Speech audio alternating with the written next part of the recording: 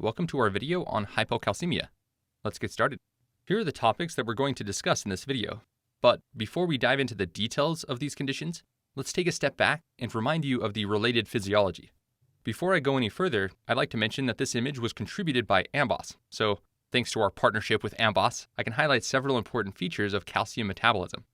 So vitamin D, after it's obtained from the sun and hydroxylated in the liver, gets activated in the kidney under the effect of PTH, parathyroid hormone. The active vitamin D, which is also known as calcitriol, enhances bone mineralization by increasing the absorption of calcium and phosphorus from the intestine.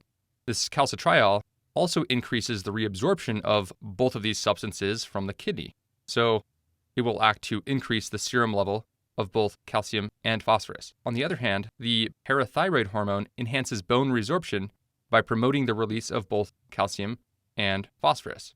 In the kidney, however, it increases the reabsorption of calcium, but it decreases the reabsorption of phosphorus, with the net effect of elevated serum calcium and decreased phosphorus.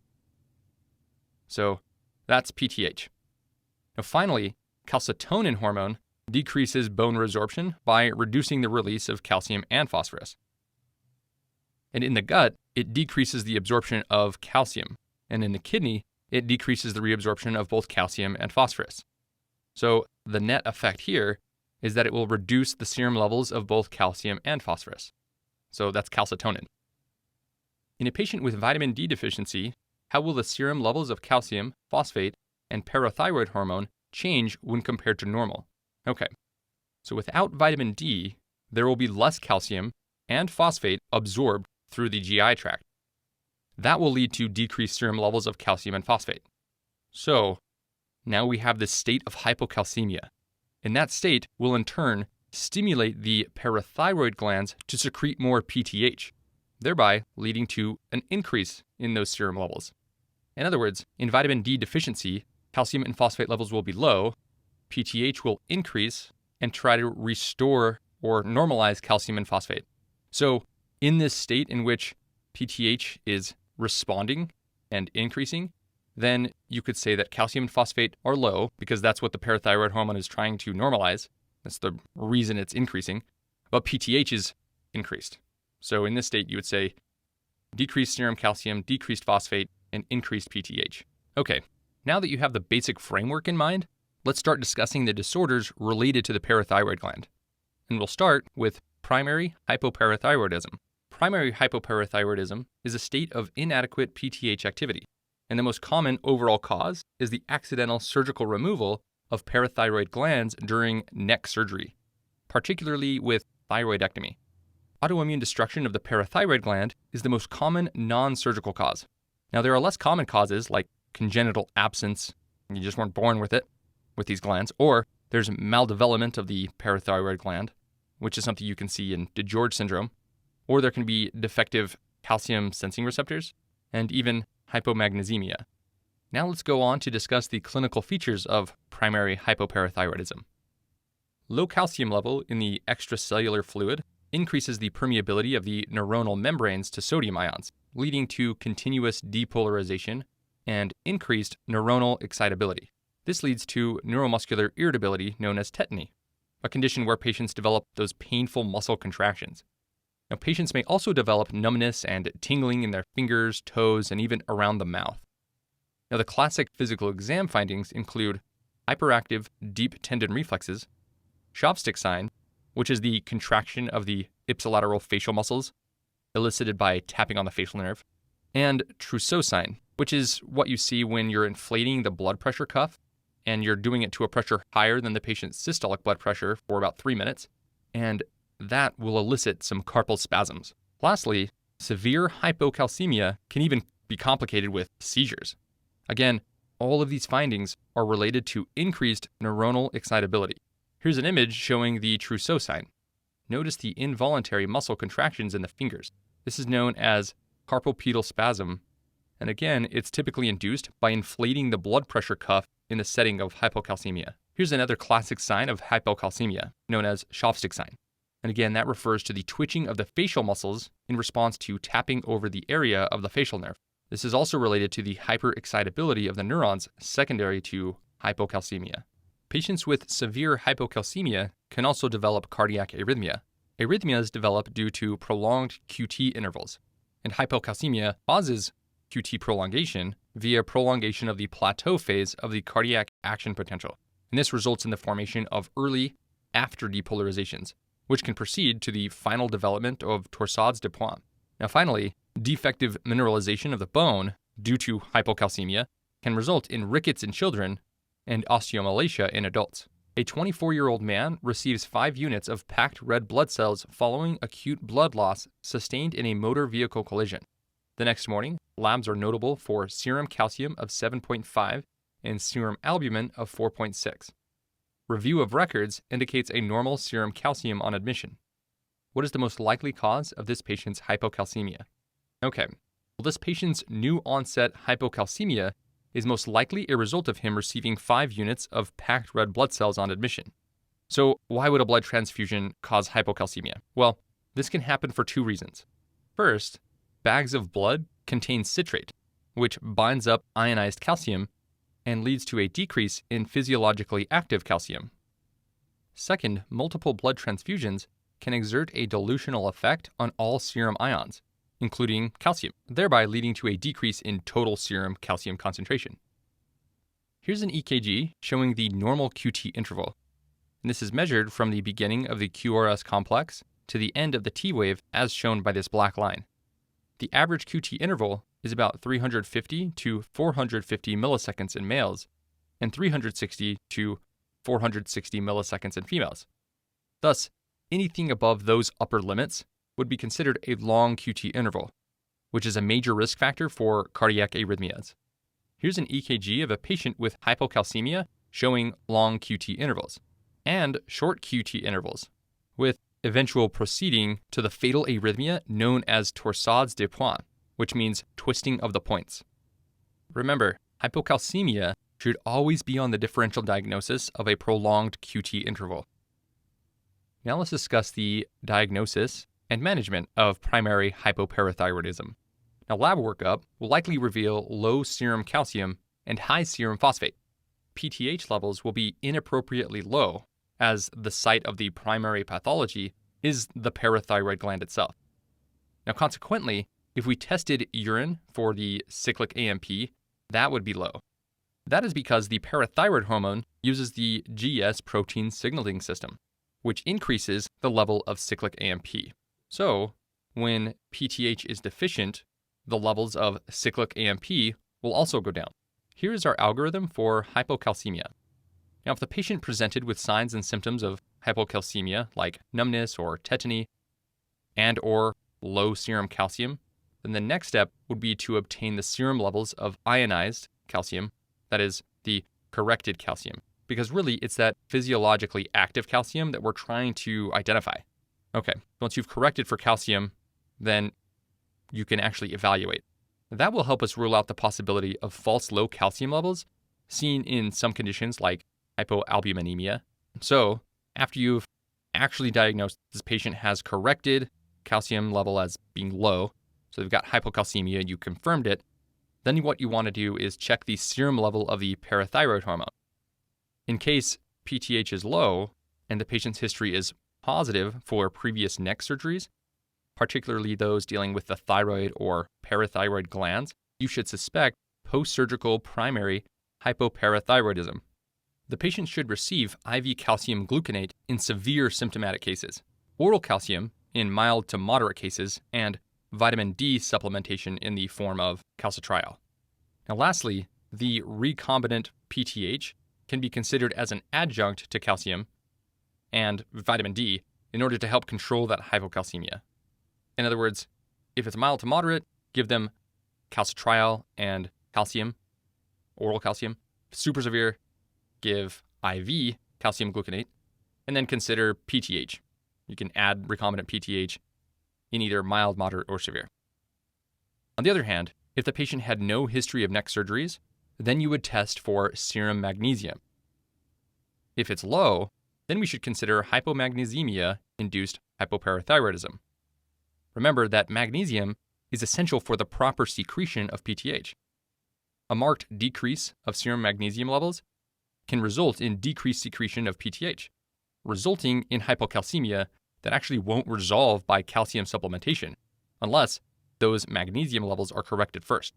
Now, if the serum magnesium level is normal, and the patient has a family history of a similar condition of primary hypoparathyroidism, then you should consider autoimmune primary hypoparathyroidism. And the way that you would treat that is really similar to what we've just discussed. Why does hypomagnesemia lead to refractory hypocalcemia? Okay, magnesium is required for the proper function of calcium-sensing receptors on the parathyroid gland. Without magnesium, the parathyroid gland is less sensitive to low calcium levels, which means that it won't secrete the necessary quantities of parathyroid hormone in response to those low calcium levels. So this question serves as a reminder to always consider low magnesium as a cause of low calcium. Now let's discuss pseudohypoparathyroidism.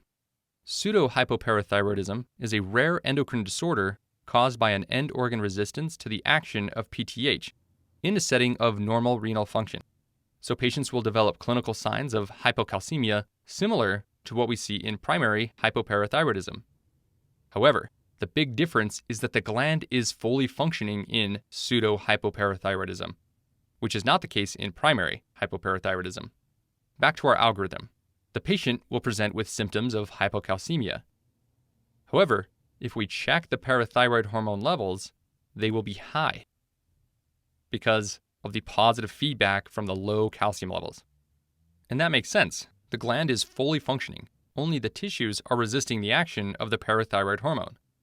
So in an attempt of the gland to overcome this hypocalcemia, it produces more and more PTH. Now, to narrow down the differential, you should also check a serum creatinine level.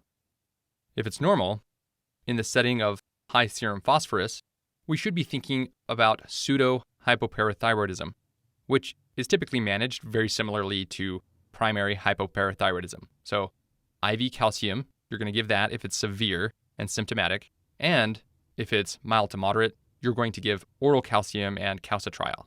Pseudohypoparathyroidism is a rare phenomenon that is often associated with which autosomal dominant condition?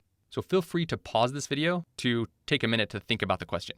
Okay, pseudohypoparathyroidism is often associated with Albright hereditary osteodystrophy. This is an autosomal dominant condition typically diagnosed in children, and it is usually characterized by short stature, obesity, a round face, subcutaneous ossifications, and short fingers and toes, also known as brachydactyly. Finally, let's discuss secondary hyperparathyroidism. Secondary hyperparathyroidism is an overproduction of PTH secondary to low calcium, typically due to vitamin D deficiency and/or chronic kidney disease. In the case of renal insufficiency, the kidney fails to reabsorb calcium and it fails to get rid of the phosphorus. So this results in low calcium and high phosphate in the serum. Now, in the case of vitamin D deficiency, there's a reduced intestinal and renal reabsorption of both calcium and phosphorus, which would lead to hypocalcemia and hypophosphatemia. Secondary hyperparathyroidism will present with hypocalcemia, which causes the PTH level to actually increase in response. So the serum PTH is high. Now, seeing the low calcium and high PTH in conjunction with high phosphate and high serum creatinine, then you're thinking secondary hyperparathyroidism due to chronic kidney disease. And this is treated by administration of calcitriol, oral calcium, and treatment of hyperphosphatemia, for example, by using phosphate binders. On the other hand, secondary hyperparathyroidism due to vitamin D deficiency presents with normal serum creatinine, meaning the kidneys are functioning properly. And because the kidneys are working properly, there will be low serum phosphorus. However, they are deficient in vitamin D, so the serum 25-hydroxyvitamin D level will be low. Now, this condition is treated with vitamin D supplementation, which makes sense because that's what they're deficient in. And so you're going to give calcitriol. You're also going to encourage sun exposure and, of course, correct the underlying cause. For example, proper management of malabsorption. You might recall from some of our other discussions that vitamin D is one of the fat-soluble vitamins that is absorbed through the GI tract. So dysfunctional vitamin D absorption from the intestine can actually be a cause, and if that is a cause, you want to find out so you can fix it. What is the differential diagnosis of hypocalcemia in a patient with elevated serum parathyroid hormone? Now feel free to pause the video for a moment while you consider this question. The differential diagnosis for hypocalcemia in the setting of elevated serum parathyroid hormone includes vitamin D deficiency, chronic kidney disease, pancreatitis, sepsis, tumor lysis syndrome, and pseudohypoparathyroidism. So vitamin D deficiency leads to decreased absorption of calcium via the GI tract, and subsequent hypocalcemia leads to increased secretion of PTH. Chronic kidney disease leads to hypocalcemia due to decreased renal production of vitamin D. Pancreatitis leads to hypocalcemia by inducing precipitation of calcium soaps in the abdominal cavity. So it's almost like that pathology is using up calcium. Now, hypocalcemia during sepsis occurs due to many different factors, and proposed mechanisms actually include impaired renal production of vitamin D or impaired tissue sensitivity to vitamin D. Now, tumor lysis syndrome causes hypocalcemia by causing hyperphosphatemia. So you may recall that high concentrations of phosphorus means that phosphorus is highly available to bind up calcium and causing it to precipitate as calcium phosphate, leading to decreased concentrations of ionized calcium, which is that physiologically active calcium. Lastly, in pseudohypoparathyroidism, hypocalcemia occurs secondary to end organ resistance to the effects of the parathyroid hormone. In other words, no matter how high the level of the PTH, the target tissues are simply not able to respond to it, so they cannot increase serum calcium. So back to our algorithm. Using the lab findings only, secondary hypoparathyroidism and pseudohypoparathyroidism present with the same lab findings. Both of these conditions will have low calcium and high PTH, as well as high phosphorus. Now, if we check the serum creatinine, it will be high in secondary hyperparathyroidism due to the chronic kidney disease, and it will be normal in pseudohypoparathyroidism. So this creatinine is actually the key in helping us distinguish between these two conditions. Let's wrap up with a board-style question. A 40-year-old female presents to the emergency department with generalized tonic-clonic seizures.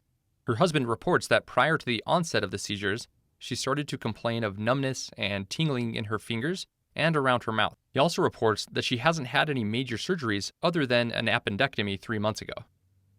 Examination reveals facial tics elicited by tapping in front of the ear and bilateral knee hyperreflexia. Investigations reveal a serum calcium of 4, serum phosphorus of 5.5, serum magnesium of 2, serum parathyroid hormone of 6, a serum creatinine of 1, and a BUN of 15. What is the most likely cause of this patient's manifestations? A. Absent or maldeveloped parathyroid glands. B. Surgical removal of the parathyroid glands. C. End organ resistance to parathyroid hormone. D. Parathyroid neoplasia. Or E. Autoimmune process. Okay, from the question stem, it's clear that these symptoms are due to hypocalcemia. And hypocalcemia could explain the generalized tonic-clonic seizures, the numbness, and tingling in her fingers and around the mouth because of the associated increase in excitability of neurons. And physical exam findings such as the positive Schaafstedt sign, denoted by the facial tics elicited by tapping in front of the ear, and bilateral knee hyperreflexia could also be explained by hyperexcitability in the nerve, secondary to hypocalcemia. Now, our suspicion of hypocalcemia is also supported by the laboratory workup, showing the serum calcium of 4, which is low. Now, in addition to hypocalcemia, the patient's serum phosphorus is 5.5, which is high, and the parathyroid hormone is 6, which is low, and renal function tests, serum creatinine and BUN, are within the normal range. Given these labs, the patient most likely has primary hypoparathyroidism. If we go back to this slide, primary hypoparathyroidism can occur due to various reasons. However, autoimmune destruction of the parathyroid gland is the most common non-surgical cause, which is the likely cause in this patient. So the answer is E, an autoimmune process. Absent or maldeveloped parathyroid glands are characteristic for DiGeorge syndrome. The patient would have been much younger at the time of presentation and would have had other manifestations associated with this DiGeorge syndrome, such as cardiac defects, which is not the case. So A is incorrect. Now B is not correct. Even though surgical removal of the parathyroid gland is the most common cause of primary hypoparathyroidism, it's less likely to be the cause in this case, since this patient doesn't have a history of any major surgeries other than appendectomy.